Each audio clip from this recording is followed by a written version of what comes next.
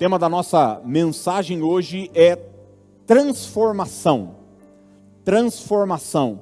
Eu quero ler com você uma frase do apóstolo Paulo em Romanos, capítulo 12, verso de número 2, a parte B do versículo. Paulo escreveu o seguinte: transformai-vos pela renovação da vossa mente.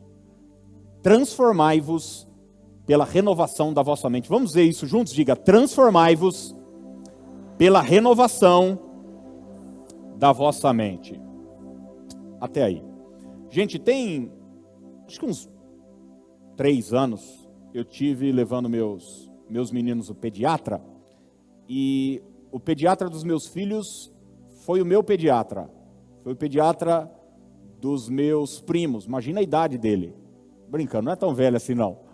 Mas, e toda vez que eu vou lá, imagina que ele me conhece há quase 40 anos, né? Desde que eu era um bebê. A gente acaba conversando um pouco, ele pergunta da minha mãe, pergunta sempre das minhas tias, do meu irmão, dos meus primos, enfim. Todo mundo passou lá. E numa dessas últimas conversas que a gente teve, ele estava me falando sobre a escassez que existe hoje na pediatria. Ele falou: a gente está com pouquíssimos pediatras hoje se formando. E ele me disse o porquê. Ele me disse que a maioria esmagadora das pessoas que enveredam hoje para a medicina vão para a medicina estética. Para a medicina estética. E a razão, você já deve imaginar, é a medicina mais lucrativa de todas. Se você não sabe, o Brasil, ele é, assim, está na ponta da medicina estética, né? A gente não só tem uma demanda alta de gente que faz cirurgia plástica, intervenção cirúrgica, como tem muita gente que vem de fora, de outros países para cá, para fazer cirurgia plástica. Afinal de contas, todo mundo quer mudar alguma coisa no seu corpo. Todo mundo. Se talvez você ainda não fez, mas se pudesse fazer, se tivesse condição financeira de fazer, porque acaba sendo um pouco caro. Às vezes você tem condição financeira de fazer, mas não tem coragem de fazer. Você certamente, se pudesse diminuir um pouco o nariz, ou arrumar a orelha, ou colocar cabelo, ou ou diminuir um pouco aqui do lado, fazer uma lipo e tal. Enfim, todos nós queremos mudar, transformar alguma coisa. Mas a gente sabe que as mudanças mais necessárias não são estéticas. Não tem a ver com uma coisa no nosso físico, no nosso corpo. Mas as transformações mais urgentes, elas estão dentro de nós.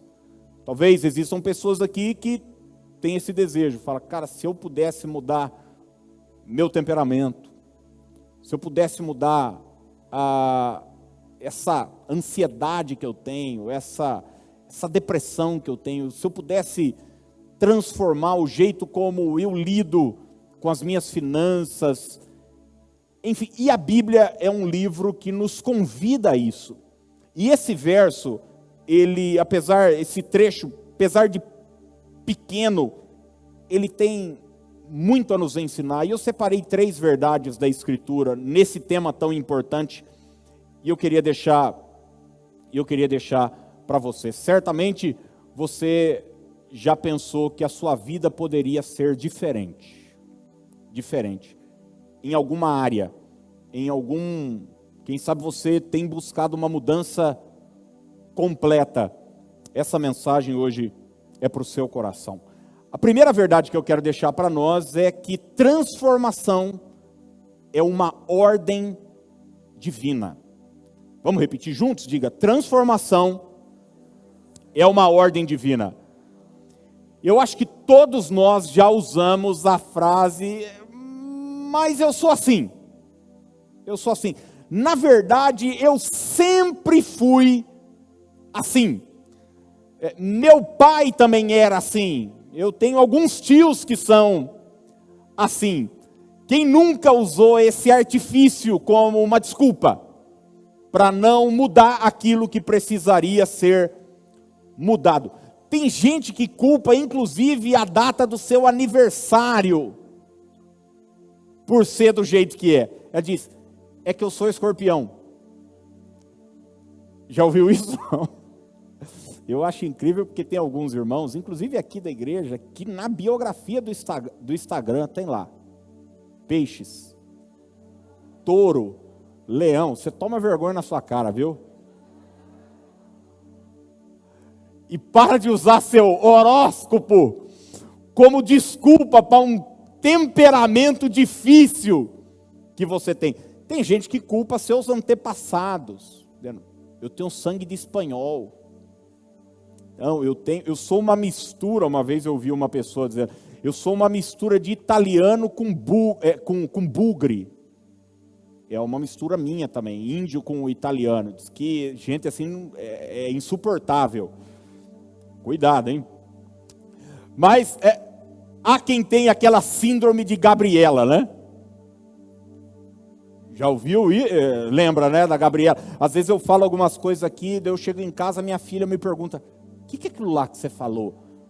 Aí eu tenho que explicar para os mais jovens, né? Tinha uma personagem, né, chamada Gabriela, e tinha uma música que dizia, eu nasci assim, eu cresci assim, eu sou mesmo assim, eu vou ser sempre assim. Sempre, sempre, sempre. É aquela pessoa que ela acha que porque ela nasceu de um jeito, dentro de um contexto, ou ela tem sido de um jeito, necessariamente ela vai morrer desse jeito. Mas a Bíblia nos convida a algo, aliás, nos desafia a algo. Transformação. Paulo diz, transformai-vos. Você não precisa ser do jeito que você é. Você não precisa continuar sendo do jeito que sempre foi. Você pode mudar. Sabia disso, não? Ainda que você já tenha tentado e não tenha conseguido, ainda que os seus críticos ou as pessoas que estão à sua volta não creiam na sua mudança, não creiam na sua transformação, o céu te convida, transformai-vos.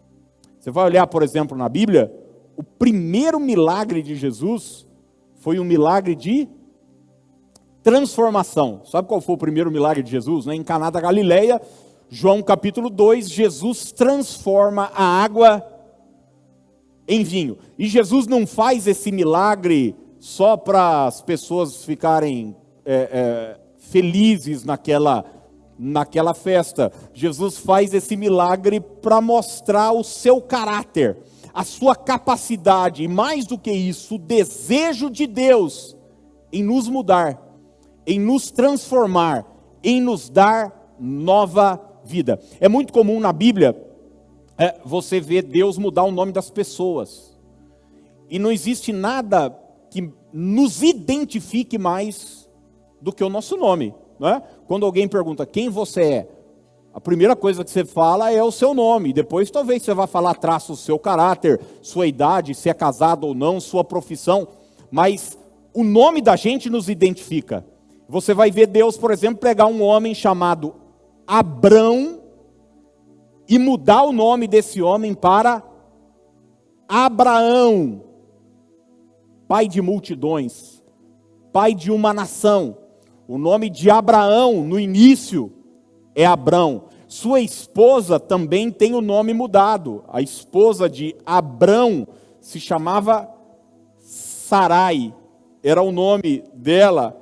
E o nome de Sarai foi transformado para Sara. E junto com a mudança de nome, Deus muda também os outros para trás. Os outros passam ele para trás. E chega em dado momento na sua vida que ele fala, cara, eu preciso mudar. Eu preciso me tornar uma outra pessoa. E a Bíblia diz que ele passa toda a sua família, todo o seu patrimônio, seus camelos, sua herança, seus filhos, e fica sozinho no Val de Jaboque. E ali ele luta com Deus. E o texto diz que em dado momento o Senhor pergunta para ele, como é que você se chama? Porque ele está agarrado ali numa luta extraordinária, a madrugada toda, e Deus diz que precisa ir embora. Ele diz: eu não te largo, eu não te deixo, se não me abençoares. E a bênção que Jacó queria era uma transformação pessoal. Ele já era rico, ele era casado com a mulher que ele amava, ele tinha muitos filhos, ele tinha tudo que um homem gostaria de ter. Ele tem visitas angelicais, ele tem experiências espirituais, mas ele quer uma mudança pessoal, de caráter, de atitude, de ação. E a transformação de Jacó passa pela transformação do seu nome, da sua identidade. E a Bíblia diz que o Senhor pergunta para ele: qual é o seu nome? Quem você é? E ele diz: Jacó, enganador, usurpador. E a palavra diz: a partir de agora você não se chamará mais Jacó, mas Israel. Israel. A nação vai receber esse nome por causa desse texto. Israel significa príncipe de Deus. E esse homem então é marcado, é tocado na coxa.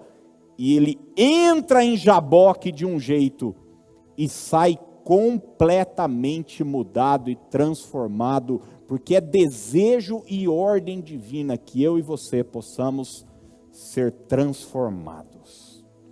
Eu acho extraordinário aquele texto do cego de nascença em João 9. Jesus curou muitos cegos, como por exemplo Bartimeu, mas Bartimeu não nasceu cego, né?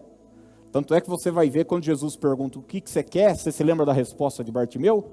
Que eu torne a ver. Quer dizer, algum dia ele viu, mas esse não. O cego de João 9, ele nasceu cego. Tanto é que os discípulos perguntam: quem pecou? Foi o pai? Foi ele? Foi algum antepassado? Por que ele nasceu assim, defeituoso? E no meio de um embate todo ali com os religiosos, porque era um sábado, e os religiosos não aceitavam que Jesus fizesse o bem, nem no sábado, porque era sábado, o cego diz algo que eu acho maravilhoso. João capítulo 9, verso 25, a parte B do versículo, começam a inundar esse homem de pergunta, e ele não tem as respostas, mas ele diz uma coisa sei, eu era cego, e agora vejo. Uma coisa eu sei, porque o embate era o seguinte: Jesus é pecador? Será que Jesus é de Deus? Será que Jesus é uma boa pessoa? Ele diz o seguinte: olha, eu não sei responder essas coisas que vocês estão perguntando, mas uma coisa eu sei: minha vida mudou, minha vida se transformou. Eu era cego e agora eu vejo. Outra pessoa que passou por uma transformação ímpar foi o apóstolo Paulo. Eu já ouvi muita gente falar sobre a mudança de nome de Paulo. Na verdade, Saulo e Paulo é o mesmo nome, tá bom? Mas nacionalidades diferentes, assim como James e Tiago é a mesma coisa. Não existe um momento na vida de Paulo onde Jesus mude seu nome de Saulo para Paulo. Isso não acontece na Bíblia, mas você vai ver que o perseguidor da igreja sempre traz Saulo. E depois você vai ver o apóstolo chamado de Paulo, o apóstolo para os gentios. Mas existe na verdade, 2 versículos em 1 Timóteo capítulo 1, 12 e 13, onde Paulo traz essa marca de mudança e de transformação na sua vida. Ele diz o seguinte, 1 Timóteo 1, 12 e 13: dou graças a Cristo Jesus nosso Senhor, que me deu forças e me considerou fiel, designando-me para o ministério. Eu quero que você guarde essa próxima expressão agora. A mim que anteriormente fui. Vamos repetir isso? Diga: anteriormente fui. Quer dizer, ele está dizendo o seguinte: olha, antes eu era de um jeito. Ele diz: anteriormente fui blasfemo, perseguidor e insolente, mas alcancei misericórdia, porque eu fiz por ignorância e na minha incredulidade. Tudo isso eu disse para você até agora, para deixar claro que Deus deseja realizar uma transformação na sua vida. que transformação é parte não só importante, mas fundamental na nossa trajetória cristã. Assim como Jesus Cristo dividiu a história em antes de Cristo e depois de Cristo, precisa haver na minha vida e na sua vida um antes de Cristo e um depois de Cristo. Assim como aquele cego disse, eu era cego e agora eu vejo. Assim como Paulo disse, eu era blasfemo e agora eu sou apóstolo. Assim como aquela água em Caná da Galileia foi transformada em vinho. Assim como Jacó entra em Jaboque como Jacó e sai como Israel, a minha vida e a sua vida precisa mudar. E eu quero dizer para você que a mudança que Deus quer realizar é uma mudança para melhor. Fica tranquilo. Fica tranquilo. Fica tranquilo. Segunda verdade que eu quero deixar para nós pensarmos hoje à noite é a seguinte: você é parte importante no seu processo de transformação pessoal. Vou repetir, você é parte importante no seu processo de transformação pessoal. Você deve estar se perguntando, mas o que isso significa? Por que eu estou dizendo isso? Porque muita gente encara a transformação, mudança, como uma responsabilidade apenas de Deus. Então, as pessoas oram assim, Deus me muda. Já orou assim ou não? Deus me muda. Um dia eu ouvi uma pessoa dizer o seguinte para mim, eu queria que Deus tirasse meu livre-arbítrio, porque eu só escolho errado. Então, quer dizer, eu não quero ter responsabilidade nenhuma. Eu quero que Deus faça sempre do jeito dele. Então, Deus me transforma. Deus, quem já orou assim? Deus me faz mais paciente. Deus, eu preciso ter mais calma. Mas eu quero dizer que a sua transformação também é responsabilidade sua. Também é responsabilidade. Aliás, existe muito da sua e da minha responsabilidade nesse processo de mudança, nesse processo de transformação. Tanto é que você vai ver que a palavra que Paulo usa é transformai-vos. Transformar é uma ordem para que eu me transformo. Então, entenda que vai sempre ser no meu relacionamento com Deus, no seu relacionamento com Deus, um processo de parceria. Existe uma parte de Deus e existe uma atribuição nossa. Como eu disse aqui, Jesus naquela cura do cego, ele poderia só curar o cego, mas ele coloca lodo nos olhos do cego e diz, agora você vai para o tanque de Siloé e se lava. E o milagre acontece. Lembra de Naamã, leproso, recebe a ordem de Eliseu, vá até o rio Jordão, mergulhe 7 vezes. Olha, o Deus que cura de lepra, o Deus que dá vista aos cegos, não poderia apenas com uma palavra curar? É óbvio que poderia, mas Deus conta com a nossa participação nos milagres que Ele vai realizar na nossa vida. E o maior deles é da nossa mudança, da nossa transformação. Por exemplo, quem aqui gostaria de ter uma mudança econômica para melhor? Para melhor. Daí você espera que caia dinheiro na sua conta. E não cai. Eu me lembro de um pastor, amigo, ele sempre contava um testemunho e ele sempre vivia numa pindaíba desgramada. Ele dava seminário de prosperidade e no final do culto a gente precisava esperar todos os irmãos irem embora porque precisava dar tranco no carro dele. Coitadinho, mas ele pregava sobre prosperidade. Ele não conseguia viver isso, mas ele pregava. É interessante que 30 anos se passou, continua na mesma pindaíba, tadinho. Enfim, mas ele contava sempre uma história de que um dia uma pessoa estava precisando de dinheiro e um cachorro trouxe um pacote de dinheiro na boca. Sabe aqueles testemunhos duro de acreditar? Por quê? Porque normalmente é gente que não quer ter parte no processo de mudança. Ele espera que Deus realize algo assim, fora do comum. Mas você quer uma mudança financeira, você quer se tornar mais próspero. Daí aparece Deus e diz para você o seguinte: você quer ser próspero? Seja generoso. A alma generosa prosperará. Plante sua semente, lance seu pão sobre as águas, reparta, trabalhe, mas não pense só em si, seja fiel, invista no reino, acredite. Daí você diz: mas eu estou precisando. Como quem diz, eu quero uma mudança, mas eu quero que Deus faça só para mim. E Deus diz o seguinte: não, mas existe algo que lhe cabe. Existe uma responsabilidade que é sua. Você ora porque quer se ver livre de um vício, por exemplo. Você está bebendo demais, está fumando maconha, a vida está toda estrupiada, se envolvendo com coisas terríveis, e daí, só que você não quer isso, mas aquilo te segura, é difícil, é complicado, e daí você vem no culto e fala: Deus, eu não quero mais beber, Senhor, eu estou acabando com a minha família, eu estou destruindo meu fígado, vou perder o emprego uma hora dessa e tal. E daí, você quer assim que caia uma luz do céu e você perca a vontade de fumar, de beber, de cheirar, enfim, o que é que seja.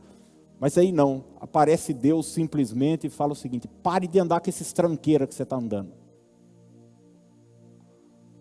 Aí você diz: não, mas eu gosto dos meus amigos. Daí o Espírito Santo fala para você: pois é, mas as más companhias corrompem os bons costumes. A questão é que a gente não quer mudar, a gente quer ser mudado.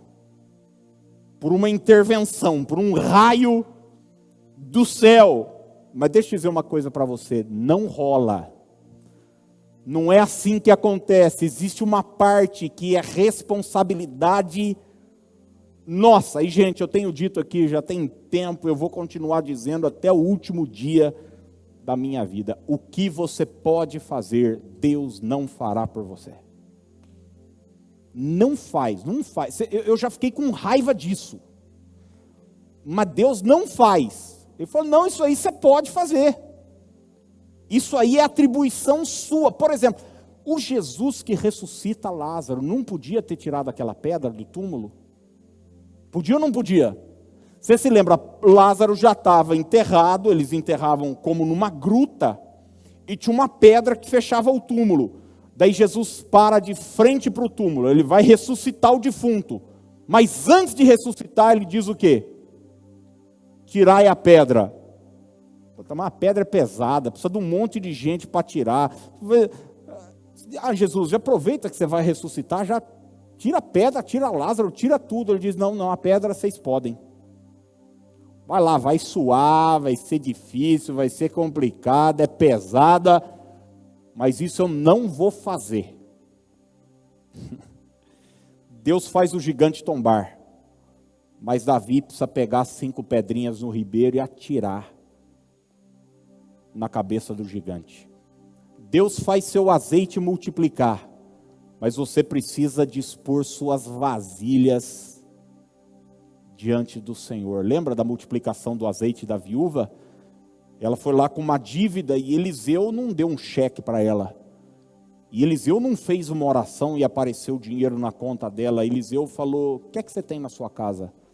Diz: poxa, já é um bom começo. Faz o seguinte: vá nas suas vizinhas e peça vasilhas emprestadas. Deus colocou aquela viúva em movimento, porque a transformação que nós precisamos passa pela nossa responsabilidade pessoal também. É aquela coisa de Deus dizer para Moisés o seguinte: você está orando? Pô, legal, mas agora chega de orar. Marcha. Pisa na água. Faça alguma coisa a respeito. E Moisés então e o povo de Israel experimentam um milagre extraordinário. Mas existe uma parte que lhes cabia. Entenda, Deus não é mágico, Deus é Deus. Às vezes a gente espera alguma magia do céu. Não. Deus é Deus. Existem coisas que nós devemos fazer. 2 fatores importantes que me cabem e que cabem a você na hora de experimentarmos essa transformação no que diz respeito a essa responsabilidade que é nossa. Primeiro deles, abandone todas as tuas desculpas. Abandone todas as tuas desculpas. Gente, vamos ser honestos. Honesto, assim, não tem ninguém olhando para vocês. A filmadora só está aqui, ó. E os irmãos estão de máscara, não estão enxergando direito, então não tem problema. Nós somos bons para dar desculpa, somos ou não? Nós somos bons para dizer o seguinte: não, eu sou assim porque, não, eu já tentei. Não, você não conhece meu pai. Você não conhece minha história. Você não sabe do meu passado. Você não conhece minha mãe. Você não sabe o que minha avó me fez um dia. Eu me lembro do moço que estava internado numa clínica de recuperação, infelizmente, tocava no louvor comigo. Infelizmente morreu. Morreu cirrose e tal. Vi esse cara virar um vidro de álcool na minha frente, álcool de cozinha, na minha frente. E um dia conversando com ele praticamente em lágrimas, ele disse para mim que a bisavó dele molhava a chupeta na pinga e dava para ele. Por isso ele era daquele jeito. Eu não estou dizendo que coisas ruins tenham te acontecido ou me acontecido. Mas eu estou dizendo que ficar agarrado a essas coisas não vai te ajudar em nada. Só vai te manter no mesmo lugar que você está. Quem entende o que eu estou dizendo? Então, abandone isso. Rompa com isso.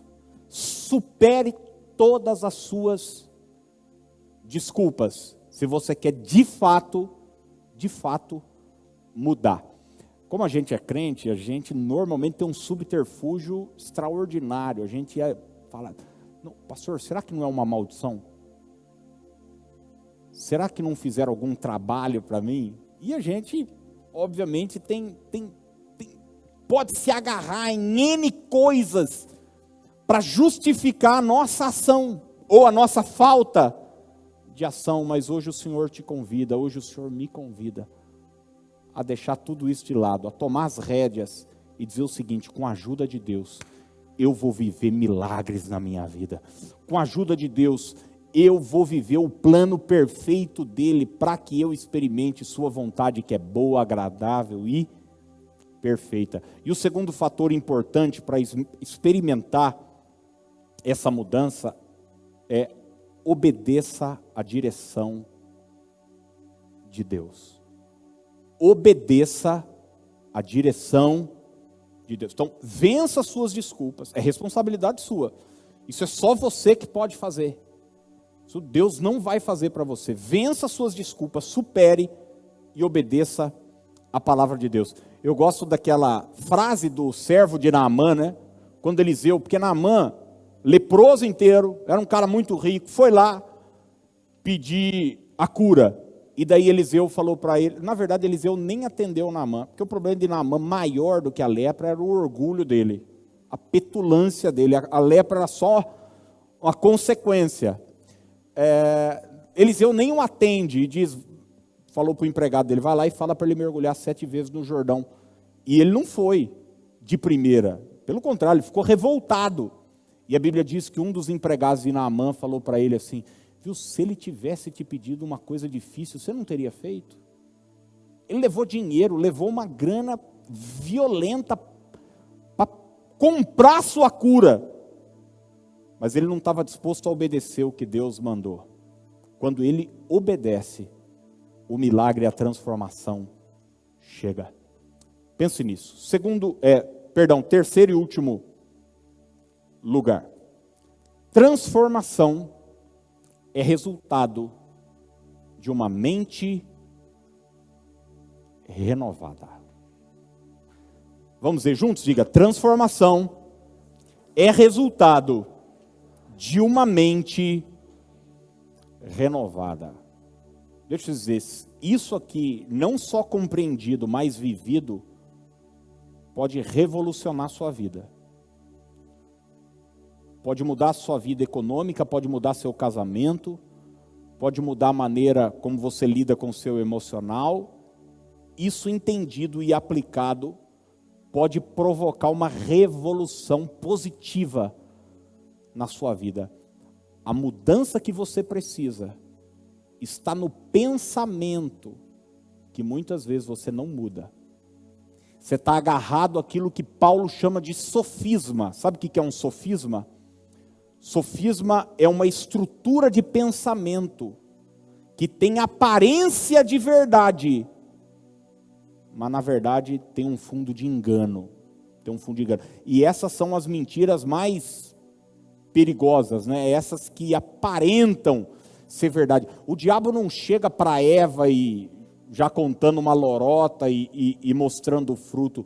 Ela chega com uma... Foi assim que Deus disse que não pode tocar. Existem coisas que a serpente falou que eram verdadeiras, mas no pacote ela coloca um engano. Não pode comer. Pode comer que você não vai morrer. Então, nós precisamos mudar a mente, gente. Nós precisamos renovar a mente. Toda mudança que não passa pela nossa mente, ela tem prazo de validade. Ela só vai durar um tempo. Você já deve ter visto, por exemplo, muita gente mudar por causa de uma ameaça que recebeu. Já viu isso ou não? Mulher chega para o marido e fala o seguinte: se você não mudar, rua, ou eu vou embora. Aí o cara, mulherengo, jogador, gosta de tomar umas biritas, vive no boteco, chega em casa todo, enfim, aquele jeito que você sabe como é que é a coisa por aí. Da mulher diz o seguinte: se você não mudar, nosso casamento acabou. Daí o cara muda, não porque ele acha que ele precisa mudar, ele acha que ele precisa continuar indo no boteco, jogando sinuca, truco, maquininha caça-níquel, bar da loira. Lembra que tinha ali embaixo? Aqueles ambientes assim, super saudável, família, a bênção, né? Ele acha isso, ele acha que ele merece. Afinal de contas, ele trabalha a semana inteira, nada está faltando em casa, e ainda ele chega para a mulher e diz: está faltando alguma coisa aqui? Não, só está faltando um homem de verdade, porque tem um palhaço aqui dentro dessa casa, né? Tem um meio homem, tem um rato aqui, que dá mais valor a pinguço do que a própria família, os filhos, a mulher. Daí o cara muda, mas muda quanto tempo? Uma semana. E depois volta pior, porque ficou uma semana de atraso, ele quer repor a pinga que ficou em haver lá atrás. Mudou por causa de uma ameaça. É assim, às vezes a mãe chega para o filho e fala: viu, chegou, acabou, no limite. Ele diz: não, mãe, eu não sou viciado.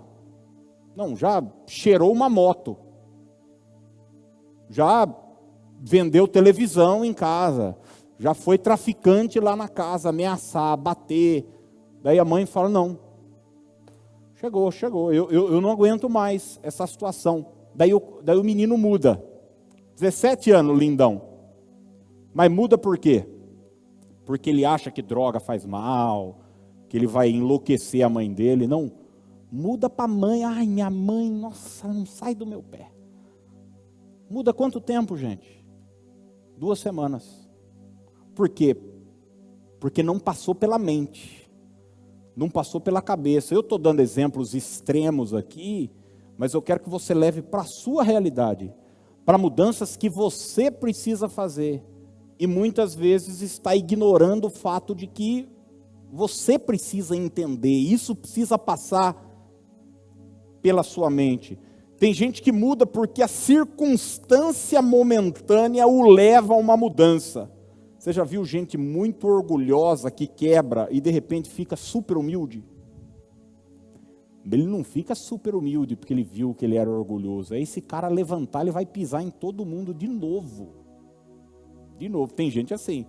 É só uma mudança temporária. Não passou pelo convencimento que o Espírito Santo traz na mente do pecado, da justiça e do juízo. É por isso que a palavra arrependimento é isso, gente. Arrependimento é o quê? É choro.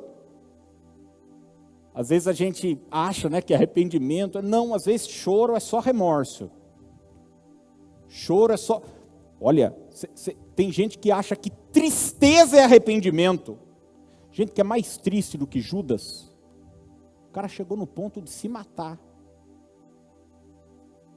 Mas se tivesse a oportunidade, deixa eu dizer algo para você, faria tudo do mesmo jeito outra vez. Então, arrependimento é mudança de mente. A transformação que a gente precisa passa por uma mente renovada. Você sabe que Jesus morreu por nós, ressuscitou, fez milagres, mas parte importante do ministério de Jesus foi o quê? Ensinar. Por que Jesus ensinava, gente? Por que Jesus pregava? Por que ele sentava com os discípulos e conversava, falava? Para quê, gente? Para jogar a conversa fora? Não. Para mudar a mente dos discípulos. Olha o que ele diz em Mateus capítulo 28, versos 19 e 20. É o desafio que ele deixa para esses mesmos discípulos que ele ensinou. Ide, portanto, fazei discípulos de todas as nações, batizando-os em nome do Pai, e do Filho e do Espírito Santo. E fazendo o que, gente? Ensinando-os a guardar todas as coisas que eu vos tenho ordenado. Por que a gente aprende? Por que o Senhor nos ensina? Para que a nossa mente possa mudar. Porque a gente chega para Jesus com uma carga cultural de ensinamento, de experiência. Papai falou isso, mamãe falou aquilo, na escola eu aprendi isso, com os meus amigos, minhas experiências, a mídia, a cultura, a sociedade, o mundo. A gente chega para Deus com a cabeça toda zureta. E daí a gente diz, não, eu aceito Jesus. Mas nossa cabeça continua como? Do mesmo jeito. É o ensino da palavra. É um culto atrás do outro. É uma meditação, é vida devocional. A gente vai renovando a nossa mente. Cada culto que você vem é uma oportunidade da sua mente ser renovada pelo poder da palavra de Deus. Pelo poder. A gente não está gastando tempo aqui. Nós estamos aqui num processo de transformação. E isso passa pela nossa mente renovada. Entenda de uma vez por todas, o seu maior problema, o meu maior problema, não é falta de oportunidade. Quem já falou assim, se eu tivesse oportunidade. Nosso maior problema não são os recursos escassos. Seu maior problema não é sua família, não é o país que você mora, não é a cidade. Seu maior problema é sua cabeça. É sua mente, é minha mente. É minha mente. Eu já dei esse exemplo aqui zilhões de vezes e vou dar mais uma vez. Se você pegar o homem mais rico do Brasil, que é o dono da Ambev, o Jorge Paulo Lemann, que deve estar com 100 bilhões de patrimônio, e tirar toda a grana que ele tem, e deixar ele amarrado numa árvore aqui na praça, só de cueca, samba, canção, sem nada, mas não tem mais nada. Daqui 6 meses, ele vai estar melhor que tudo nós aqui junto. Você tem dúvida disso? Por quê? Porque a cabeça dele é diferente da nossa. É por isso que ele tem o que tem. Porque a mente dele, para empreender, para conquistar, para ganhar, é diferente. Às vezes a gente fica agarrado nas nossas desculpas. E entenda, eu não estou falando de dinheiro. Eu estou falando de tudo. Eu estou falando da vida. Então, o nosso maior desafio é passar por esse processo de mudança mental. Você já deve ter visto algum filme, e talvez você até já teve vontade de fazer isso. Já viu aquele filme onde a pessoa muda, vai para uma cidade nova para começar uma vida nova? Quem já viu? Muda para o Alasca. É muito comum, muda para uma cidadezinha pequena, uma nova vida. Só que tem um problema, a pessoa levou junto com ela, a cabeça dela, a mente dela, os pensamentos dela. E daí o que acontece, gente? As coisas se repetem. Eu contei aqui o exemplo de um pastor que eu ouvi americano. Ele foi fazer o 8º casamento de uma senhora. E quando o pastor esboçou algum tipo de repreensão para ela, ela falou: o senhor não está querendo dizer que é responsabilidade minha tudo que eu vivi. Ele falou: não, eu só queria que a senhora levasse em consideração que o único fator comum em todas as relações que a senhora teve foi a senhora. Já parou para pensar uma coisa dessa? Às vezes é assim, tem gente que quer ir para a vida de casado com a cabeça de solteiro. Não vai rolar. Eu quero tempo, quero liberdade. Tempo com os meus amigos, quero poder isso, quero poder aquilo, meu amigo, você quer viver o melhor dos dois mundos. E deixa eu falar uma coisa para você, não é só você que quer, não, todo mundo quer, mas não dá. Não rola. Tem gente que quer servir a Deus, mas quer continuar com a cabeça pensando besteira, bobagem. Não dá. Transformai-vos pela renovação da vossa mente. Você vai ver que quando o Senhor liberta os hebreus do Egito, e os hebreus vão sair do Egito, e Deus prometeu o que para eles, gente? Uma terra prometida, uma terra que mana leite e mel, Canaã. Mas no processo do Egito até Canaã, eles atravessam o deserto. E nesse deserto, o que é que Deus faz? Dá a lei para o povo. Dá a lei. A Torá. A palavra. Deus podia pegar o povo, colocar na terra e daí ensiná-los. Mas Deus não faz isso. Deus primeiro muda a mente. Diz: agora vocês até agora agiram de uma certa maneira, mas agora é assim. Agora é assim, agora é assim. Tanto é que boa parte deles, a maioria, não aprendeu. E o que aconteceu com eles? Morreram no deserto. E para a nova geração, você vai ver Deuteronômio ser escrito. Deuteronômio significa segunda lei. Na verdade é a repetição da lei. Para a nova geração que nasce no deserto, Deus os ensina a viver na nova terra que Ele tem preparado. Foi assim comigo, é assim com você. A mudança que a gente precisa está no pensamento, que muitas vezes a gente não muda. Você conhece gente cabeça dura? Você conversa com a pessoa, parece que tem uma chapa de ferro assim, não entra nada. Não entra nada. Sabe o que é isso, gente? Orgulho. Está tão amarrado, tão preso à sua visão de mundo, ao que você pensa sobre dinheiro, sobre família, sobre relacionamento, sobre tudo. Você tem uma opinião boa sobre tudo. E daí você não abre para Deus. Quando Jesus Cristo disse o seguinte: se você quiser ser meu discípulo, negue-se a si mesmo. É sobre isso que ele está falando. É sobre você estar aberto. É sobre você ser ensinável. Ter um espírito ensinável. Eu termino com 2 Coríntios, capítulo 5, verso 17. Se você quiser abrir, é um texto muito conhecido e extraordinário para todos nós. Aleluia. Transformação.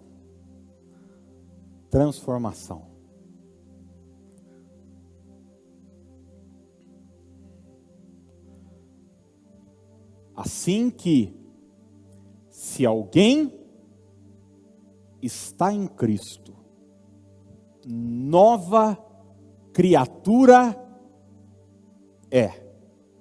As coisas velhas já passaram, eis que tudo se fez novo. Se alguém o quê? Frequentar uma igreja evangélica? Não. Se alguém não perder um culto? Não. Se alguém gostar de ouvir o pastor falar? Não. Se alguém está em Cristo, nova criatura é. As coisas velhas já passaram, eis que tudo se fez novo. Hoje o meu convite para você, o meu desafio, na verdade te instigar e acender uma chama no seu coração para um processo. Porque entenda isso, por favor, se trata de um processo. Nós não gostamos de processo, né? Nós não gostamos. Eu ouvi uma vez uma amiga minha, ela falou assim: Aquiles, você não vai acreditar, tem um pastor no Chile, ele está fazendo uma cruzada no Brasil, e ele ora para as pessoas que estão acima do peso, e as irmãs precisam segurar a calça, porque emagrece. Sabe por quê, pastor? Porque tem coisa que é uma doença. Eu, por exemplo, tenho um problema e tal, e meu metabolismo é devagar. Então ele ora, é uma benção esse homem. Deixa eu falar, esse homem não existe. Essa irmã está procurando esse homem até hoje, não achou. E pensa numa mulher que procura, ela é perseverante. Nós não gostamos de processos, gente. Nós gostamos de traga seu amor em 3 dias. Nós gostamos de fique rico trabalhando 4 horas por semana. Essas coisas. Mas a vida não é assim. É trabalho, é renúncia, é tempo, lágrima, é erro, é acerto, é tentativa. É um processo, transformai-vos pela renovação da vossa mente. E pastor, e esse processo dura quanto tempo? Eu não queria desanimar você não. Até a volta de Jesus.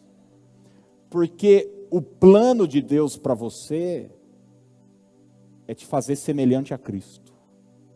Isso é o propósito de Deus para a nossa vida. É nos tornar como Ele é. É por isso que Paulo diz o seguinte: cara, eu não cheguei lá, eu não julgo havê-lo alcançado, mas tem uma coisa, mas eu estou avançando, eu esqueço o que ficou para trás, eu avanço, eu prossigo para o alvo, para o prêmio da soberana vocação.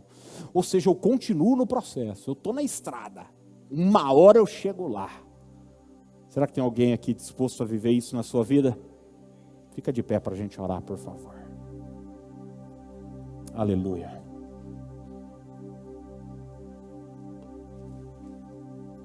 Aleluia. Que área aí você precisa mudar, transformar?